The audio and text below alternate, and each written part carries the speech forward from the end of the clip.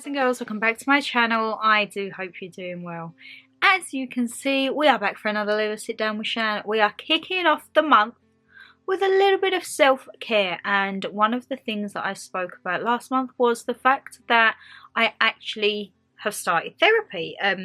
There was a video all about it. A company reached out and they could see over Christmas time I was struggling a little and said, look, we offer this service, would you like to have a 3-month free trial? To which I accepted the trial, and I was very transparent. They paid me a fee to do a review on it, and with that review money I've actually reinvested for another 3 months of therapy. So I'm very happy about that, and that for me has gone to show that for me I was always very skeptical, but from seeing how it is and how the company that I am using cater everything to the specific person, I think has definitely helped me, and it's awakening things in me that I didn't remember, or the inner part of you doesn't tend to remember and shuts off. And I'm really finding it as a learning experience for me. As I say, there was a whole video on that, but I thought, you know what, I would love to see what you guys have, if you've tried therapy, if you've thought about it, your responses, everything like that. So of course, as always, I asked over on the email, which is always down below. If you want to get involved in any of these like Q&A style videos, drop me an email down on the mailbox below. And ideally, if you can, I do sometimes say, like, can you pop a picture, because I like to put a face to the name, and then you can send them all in. Everything stays anonymous. And then over on my Instagram of AllThingsShannonLeighxx, that is where I do like my story polls. And we all know with Instagram, they don't really give you a lot of space to write, so a lot of you guys will like send me a DM from the story, and then it all gets screenshotted, put in the iPad, and ready for me to sit and talk absolute waffle. So I'm not going to get rabbiting. Well, I am going to start rabbiting. I'm going to take up a little bit of your morning. We are going to be looking into and talking about therapy for this month's Sit Down with Shan. We like to get comfy in this video, and as I say, this has always been a sit down on the bed, hair up, no makeup, maybe either pyjamas or dressing gown or something cozy. We're chilling. It's like we're having a big chit chat. So the first one I'm kicking off with says, I've seen the same therapist for almost 10 years and she knows me better than I do. I was supposed to see her sooner this year, but I lost her Christmas present, so I delayed the appointment. But yes, I genuinely believe that everyone should see a therapist, even for a short period of time. Now, beforehand, I would always, in essence, self-medicate or like self-therapy. I still say that the best therapist you can have, or the best counsellor, is your best friend. And me and my best friend, we should be certified for each other, because there's no one telling us anything different than what we've got between us. I do think, however, there is a very big stereotype around therapy and counselling, and I feel people almost shun it sometimes, as if it to be something to be embarrassed about, which it's never anything to be embarrassed about. And for me, I was very nervous because it was the thought of talking to someone you didn't know. It's that vulnerability, and as I say, you're never probably going to meet this person unless you do face-to-faces with your therapist, which I think that would be where I would draw the line. I don't think I could do a face-to-face with a therapist. I think I would feel very, I don't know, not necessarily awkward, but I think I would feel inferior. And like, even though on my therapy calls they're like via Skype, but I'm still in my surrounding, I'm still in my comfort space. I think when you go to a therapist, I might feel awkward being in someone's like zone and area. I love the fact that you've been with the same person for 10 years and you say they know you better than you do. I think my therapist probably knows me a little bit better than I do, because the things that she's delved into and the questions she asks, and the questions in essence are for you to respond with a question but give yourself an answer.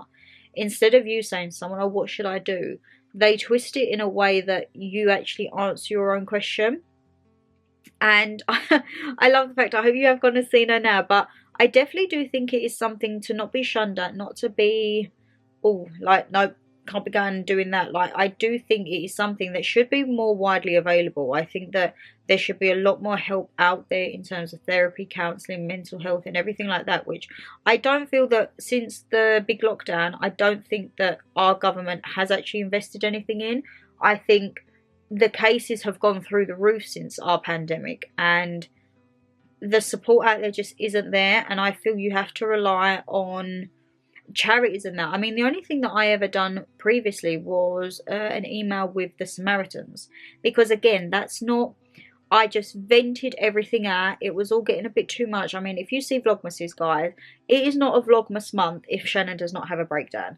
I don't know what it is. Emotions are very high at Christmas, and a lot of stuff, it just builds on top. I normally always get ill the week before Christmas, and I just felt like typing it all out, pressing send, that was like my release. So there are obviously charities out there which do offer services like that.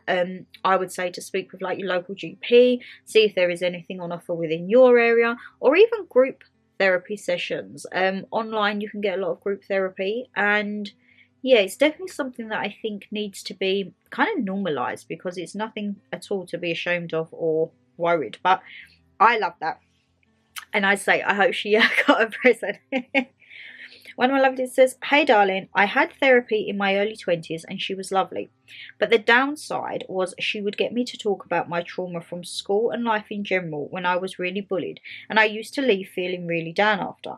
But I don't think it's necessarily her fault. She was still training. And I don't think she knew how to close me back up, if that makes sense.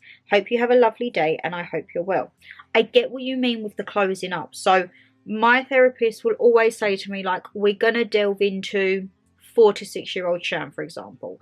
And when we do that, she says, like, are you okay with seeing her? Or like, are you okay with, almost you have to transport yourself like back into that way and back into that age. Sorry guys, I've got to get comfy. And I'll always say, like, yeah, so if I'm not really feeling it, I'll be like, no, I kind of want to stick at like 28 year old Shan. And we'll talk about things and we'll go back to like certain life events. And then when it is ready, as you say, to close me back up, it should be like, right, so how is she feeling now? And I'll be like, yeah, she's good. She's strong as ever. She was strong back then. She's strong now. And it'd be like, right, you can either give her a hug, or like, how do you close off or like kind of return back to normality?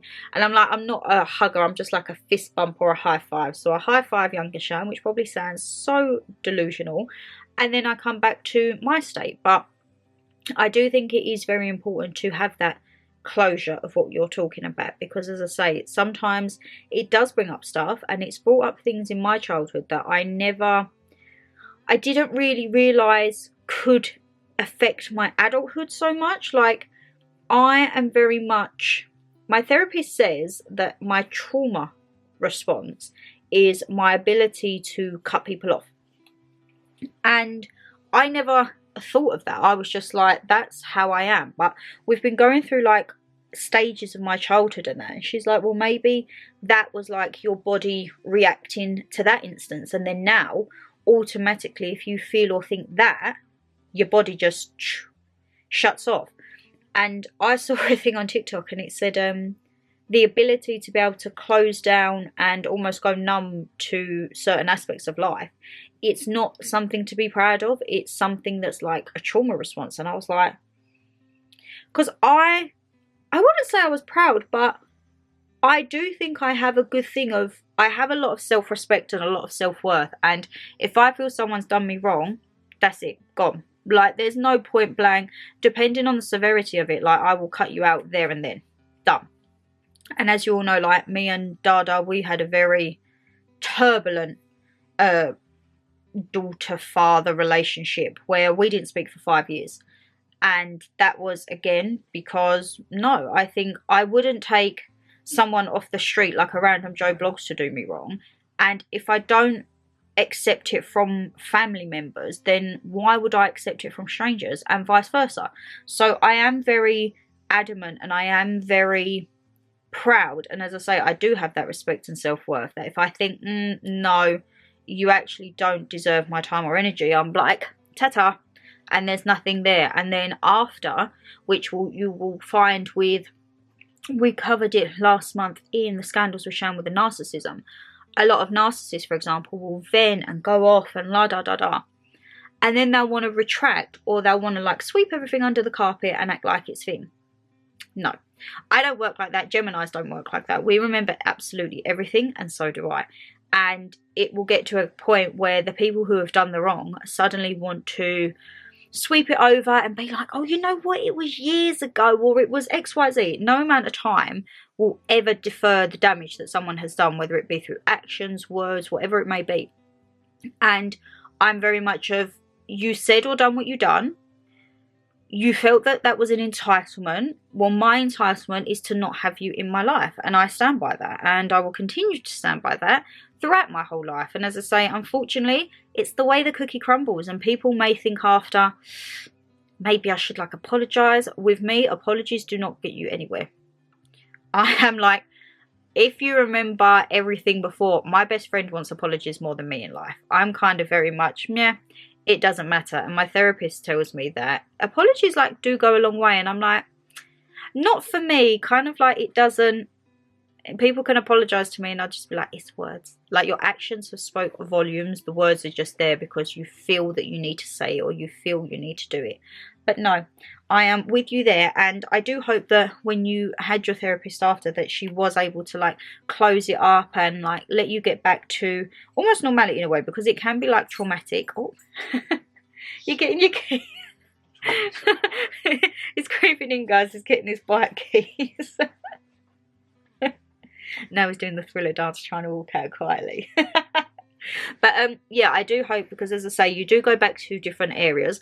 Currently, we're branching into like teenage Shannon, because what my therapist has gathered is, being an only child, that is why I am so, I would say, self-sufficient and kind of determined that I can do things on my own. I never really had, well, I didn't have siblings growing up, so I was very much on my own, and I would keep myself preoccupied, and it wouldn't be like going out and anything like that. I'd be the little bookworm, because I think education is knowledge and wealth, and I was reading from young age, and then, as I say, fell out of it, and then I got back into it a couple of years ago, and here we are. I'm absolutely loving life. But yes, that, I'm so glad that you've actually gone and had it, and as I say, fingers crossed it was all fine, it all resolved, and you was able to go back through the years and be closed back up. One of my lovely says, hi Shannon, I had counselling a few years ago and it definitely did help me make sense of things happening in life. I always think as well, this is why I think like a best friend can be a great therapist, or a partner, or a parent, anything like that, because they see things from other perspectives.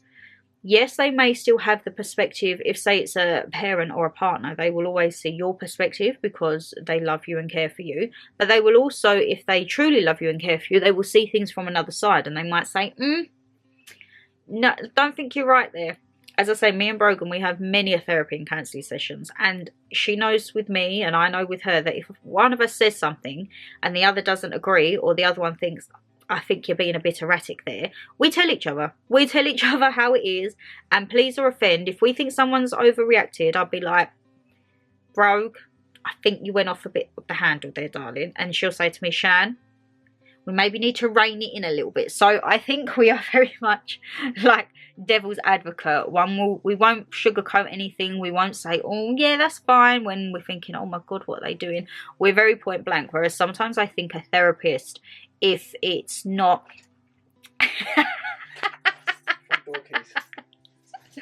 if it's a you got everything. Yeah. If it's a therapist that is like a professional, they might not necessarily want to tell you if you're in the wrong, or they will try and sugarcoat it. I think best friend honesty, there's nothing that beats it, because it'll be like, no, I think you're being a crazy biatch, or I think you need to rein it in and just be like a normal person. But yeah, I said me and Brogan should be like certified to each other, because we are each other's therapists. One of my lovely says, yes, if you're accepting of it, if you're not in the right frame of mind to talk, then no to therapy. I do believe in that. If you are someone who is like me, for example, and had that persona and thought, and you start off closed off, if you don't go into it with an open mind, I do wonder, it could be more damaging than good, because you could unearth stuff that you don't want to unearth. You could also not be willing to open, which then could put the block down. And I just think, I'm always a thing for, you try something once, and if it doesn't work, then it doesn't work. I'm just like, I don't know. But I think you always have to try something once. The only thing of which, as I say, I won't try once is if someone has disrespected me and I'm like, hands done, and then they want to apologize or like try and make reconciliations. That's like, no. That's the one thing that I won't try. I won't try to reconcile with someone who has been disrespectful to me. If it's to the point where it's, and I'm not talking about like little things, but if someone has really gone above the line and stepped over, and I think no, that will be one thing in life I will never try, because I don't see the point in reconciling or just allowing that entity in your life. And you probably think entity, you speak of it like it's demonic or paranormal, but if you look at it, if that entity is toxic, that is demonic to you, because that could harm your soul, that could harm your well-being, your mental state of mind, emotional being. It's just like, no, I don't see why you would allow that in your life, to be perfectly honest. And that's the only thing that I won't try in life. One of my lovelies says, "Hi Shan, we spend hours helping others and doing chores, working and everything to us, that's fine. But when it comes to doing something for us, it always goes on the back burner."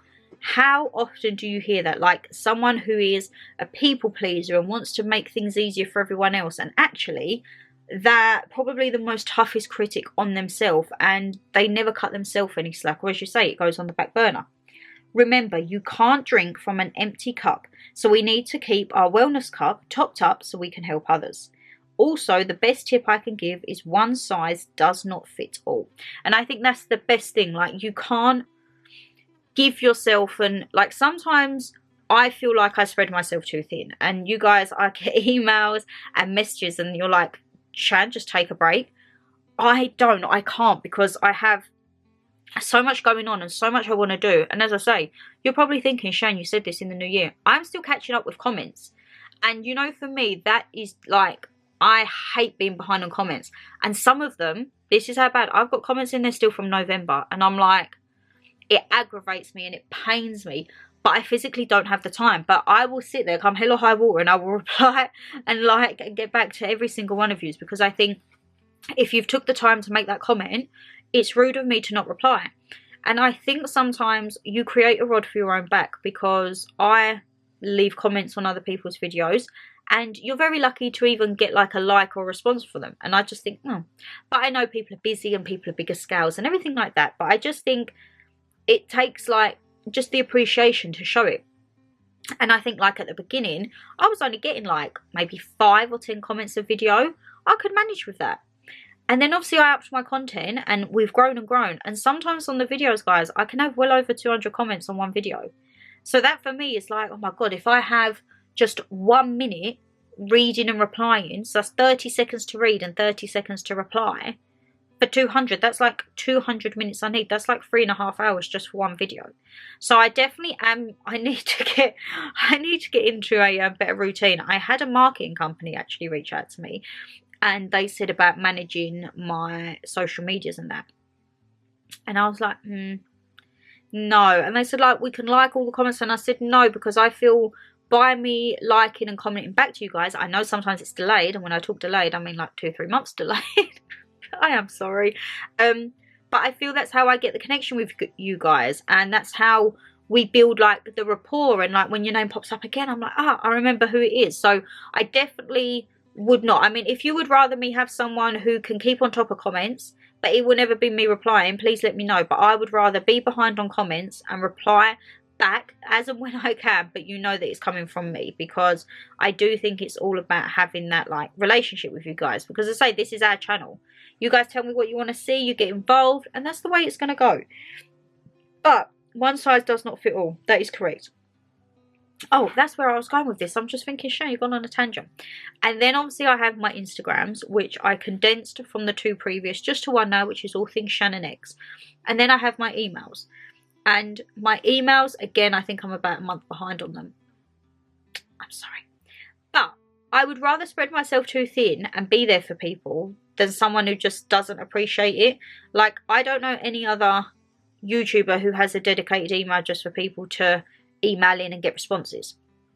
So as I say, again on them, the delay time is a little bit, I do apologise, but I would rather have that as a way to communicate with you guys. And maybe I do spread myself thin, and like you guys, there's nothing that you can't ever message me. And I've had messages about happy things, I've had messages about really sad things, and I feel like I'm that person that sorry guys, that people would like to vent to, and I'm here for taking that venting. But I do understand where you're coming from with this, because sometimes when you take everyone's vent, it can sometimes like take it out of you, because some of the things that I read and I reply back to are very emotional, and it actually does not trigger me, but I feel so invested and I want to make sure that you guys are all right.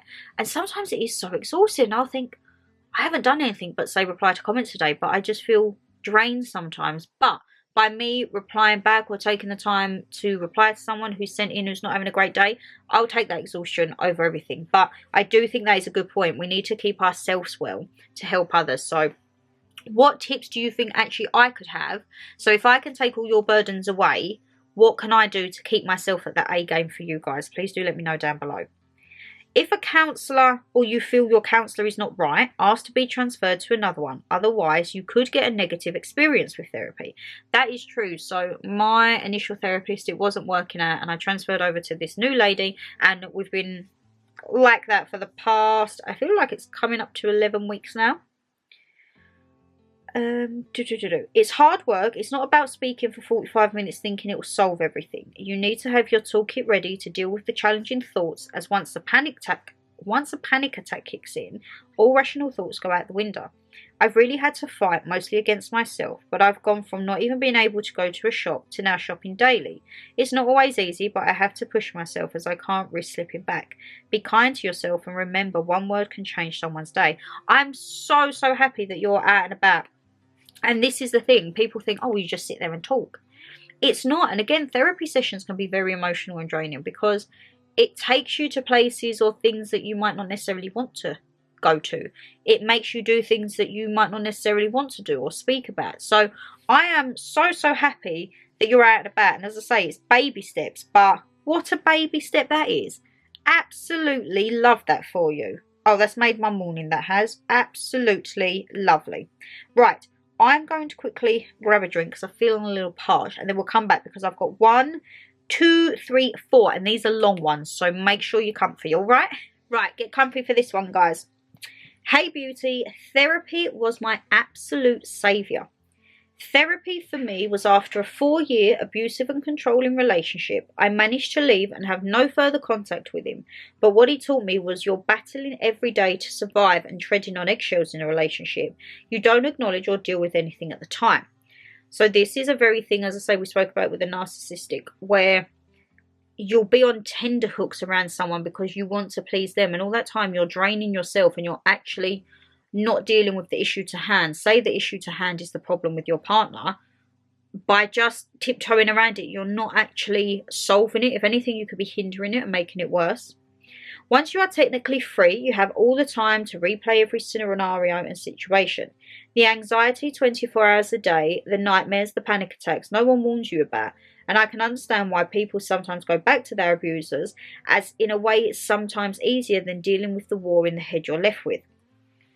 This, again, I'm going to relate it back to the narcissism, because it's almost like the guilt tripping. So if you was to walk away, it's the, oh, but I'll change, and oh, like, what about this? And sometimes people just think, oh, it's just easier to go back.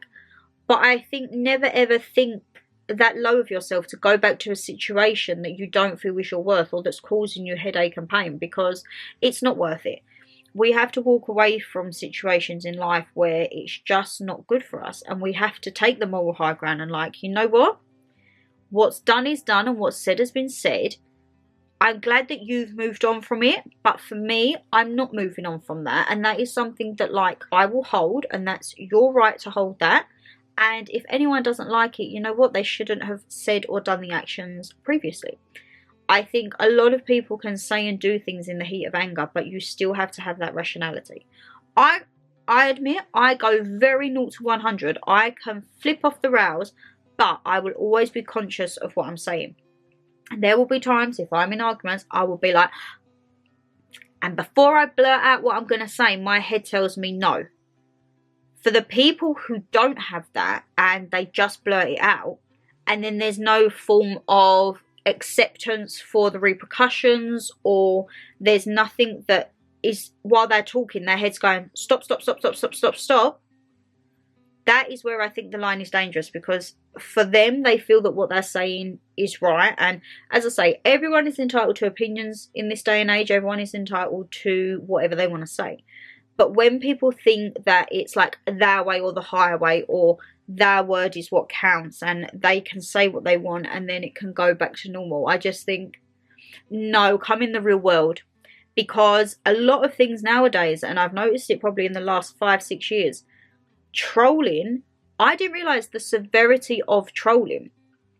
And it wasn't until I had an incident last year where it was brought to my knowledge actually what could have been done, and authorities were involved and authorities were spoken to, and they told me, and as I say, I had a lot of people in kind of not investigating, but a lot of people weren't happy with what had happened and what was going on in the channel. And I was getting people emailing me being like, this is the process to go down, this isn't right, this is prosecution way. And I was kind of like, whoa.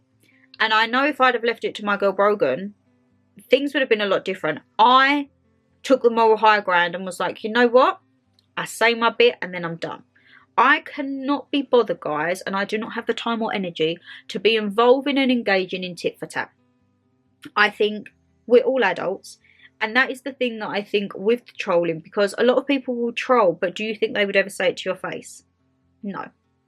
Everyone has a bravado behind a keyboard. Everyone has a bravado when they're speaking with people, but actually directly to that person, I think the situation and the outcome would be very different. And I mean, the biggest thing for me, which I think is absolutely hysterical, is when people will say leave comments, you block that thing and it goes off, and then they make another account. You block that, then they make, and I just think, how have you got that much time and energy to be making all of these fake accounts? Or the thing that actually is probably the funniest for me is when they say reach out to personal social medias, and before you have time to respond, they block you. I feel if you're going to dish it out, people have to take it. And that for me is, if someone does something and then blocks you, they're not allowing you the chance to respond.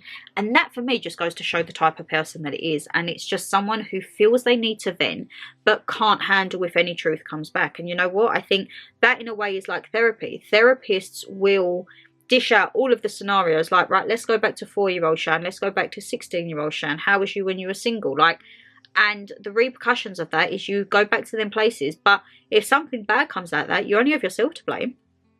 It's not the therapist's fault. It's only yourself to blame. I went on such a tangent on that, but I do apologise, guys. I got diagnosed with PTSD and did complex CBT, and over 12 months and around 14 sessions, I completely gave my all to therapy and learned a lot that did my daily developments I was responsible for. People think therapy is just an hour on the phone or in someone's office, but you really do have to do tasks and look into what's being outlined in a session to piece together the items to practice coping mechanisms. Bring examples to the table to find ways to cope and build a fresh you from the bottom up. So this is, I think, why a lot of therapists like to go back to childhood, because as I said, with my experience, there's stuff that's happened in my childhood that is actually relatable to my adult life. But in my head, I'm like, no, I'm done. I dealt with that when I was a kid. But in the grand hindsight of things, I actually haven't. One thing I will share is I think everyone should have the opportunity of this knowledge. The washing machine theory. If you overload a washer, the clothes aren't going to come out how they should. Same with your mind too. Too many thoughts, worries, etc. and your brain isn't going to function as it should. I will point out that we're all human and worrying is part of our natural path. So some worry is perfectly normal. If you empty your washer, aka mind, and write everything down that is in your brain, no matter how small or silly it may be, then work your way through each item of can you deal with it now? Is it as bad as it seemed on paper as it did in your mind? Then reload your washer or your mind with only the things that need to be there. After this, I personally feel lighter and less muddled and notice the difference over a few days with a clearer mind. I love that. And this, I think, goes in like with the wellness cup. You have the cup and you're like, in essence, it's a reverse because people are adding to your cup and you're going down. With the washer, your mind and thoughts is going do do do do do do. And it's like, I'm overloading here. You need to help me. You need to like refresh and get some things out. When you take it out, you look at stuff. And I always think in regards to that, can I deal with it? Is it something that is going to cause me a problem, or is it something that I can't control? And I've noticed now, if it's something that I can't control, aka say other people's or situations out of my control, I just don't give it the time of day. That is me. I just don't give it the time of day. And I love that analogy, and I hope if anyone's watching and that works for you, take it by all means. I got a lot out of therapy, and I can say hand on heart now that I know true happiness, and I deal with things daily in a more constructive way, and I journal daily. Guys, people think, oh, just writing it down. Oh my God, it's the best thing. You know me, I'm a sucker for a diary, a journal, a book, a planner. My whole table is just full of all of them, and I absolutely love it. And I do think that in itself is therapy, just writing stuff down. 9 months on, I'm still practicing everything I learnt because everything I learnt because it's what works. Sorry guys, got a little tongue tied there. And if you stop doing it, you will eventually be back to square one. I have bad days, as nothing in life is perfect, but I know how to cope with things and turn my days around. And if I can't, I know what to do to aid my mind and body at the same time. This isn't saying that when you have therapy, everything goes hunky-dory. You're still going to have your bad days, but it's all about knowing how to deal with those bad days and how to overcome them and look after, as I say, your mind and body. I was exceptionally lucky with the counsellor I had, and we clicked right away, and the most got out of every session. There was an NHS wait list for the counsellor, not private, just so you know, and I had to wait around 9 months for help, but it was the best thing I ever did. So if any of you guys are looking to go for therapy or counselling on the NHS, as say this lady had to wait 9 months, stick at it. If it's something that you really want, go for it. It will be hard for anyone to go through, but if you're willing to be open, honest and raw, knock all the walls down and rebuild yourself through counselling, it will be the best version of you. For anyone questioning if they should do it, the answer is yes, and good for you for all recognising that you need help, as that's the hardest and bravest part. Be a better you for you. I love that. I absolutely love that. And as I say, it is about being a better you for you. You do have to go into it open-minded. This is what I said earlier. You can't be closed or shut, because if you are, you're not going to get that response and the reaction that you can that you need to achieve, you know. One of my lovely says, hi Shan and Mama G, I had cognitive therapy for anxiety and stress. They visited me at home and it was intensive, but I think it worked. I sat and talked at length with my therapist and told her all my problems, and she explained in detail to me why I felt like I did, and it helped me so much. I had to write everything down, and they gave me worksheets for each day to read. And at the end of my sessions, I did feel a lot better and found coping much easier. I'd do it again in a heartbeat. Love you both. Oh, lots of love to you too. I don't have worksheets from my therapist because she knows I daily journal. And if I say to her, it's been a bad week this week, she'll say to me, go get your journal. So I'll get my little book and she'll say, right, turn to Monday. What did you write? And then we'll talk about Monday, how I felt. And then she'll be like, right, turn to Friday. How did you feel? And then if there was a day that was like terrible, I'll be like, you know what, this was a really bad day. So she'll say, go to that page, let's deal with it. So I definitely do think, and as I say, it's a very understated thing, pen and paper. That is probably like getting it out is almost just like you're transporting it from your head to the paper. You're taking that release off your shoulders, you know. But I'm glad that it worked, my lovelies, for you. And I'm glad that you got what you needed out of it. One of my lovelies says, love you loads. I had 10 weeks and it was very eye-opening. Talking to someone who doesn't know you and the past with my mother, how she was with us, and just getting it out helped. Once I told her, I kept hearing my mother in my head shouting at me, and all I wanted was for her to stop. Was asked what did I want to tell her. Well, told me to tell her to stop didn't work, and then I was asked what was used. Well, Dad was only there, so could ask him, and it stopped bearing in mind they were no longer alive. Also, she worked out that I never felt loved from my mother, but she told me from the conversations we had now that I was loved by my family, plus from the love I showed them. That's another thing as well. You know, I have like my death anxiety, and I have a lot of things that I wish I could have said to people that aren't here.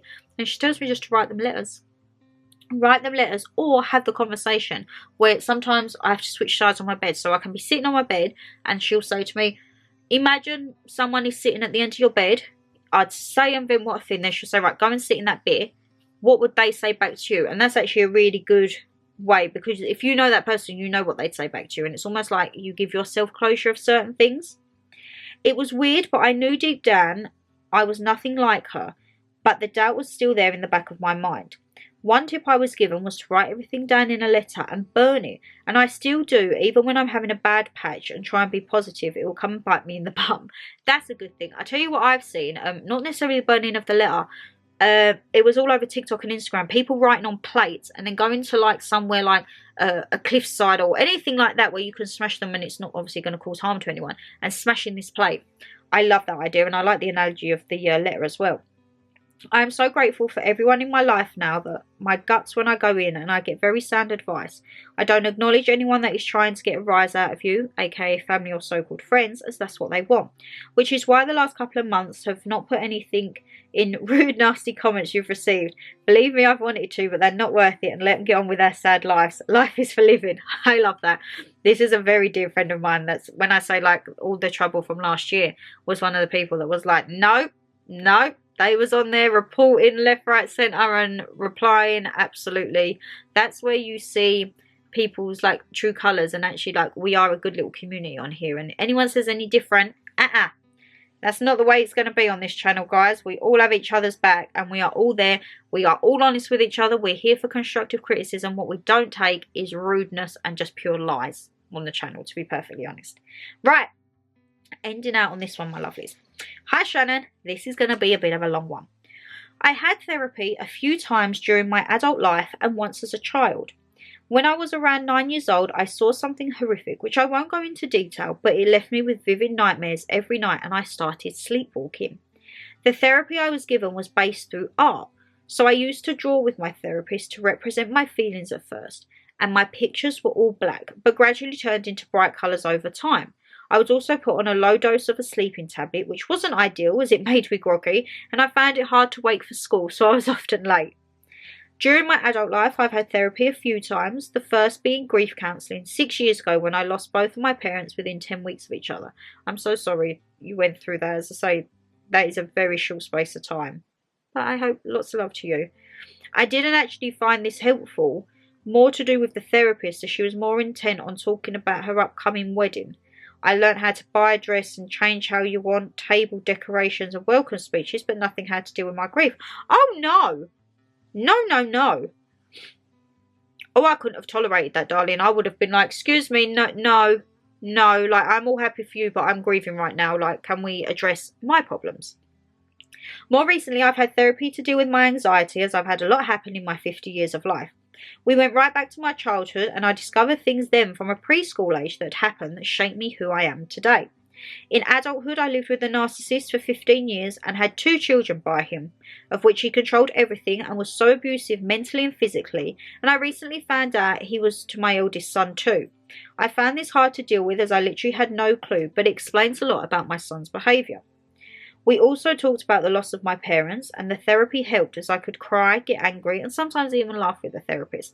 I think sometimes people think as well with therapists it has to be like doom and gloom. I'm always having a little laugh with my therapist. I think you have to keep certain aspects light-hearted to a degree.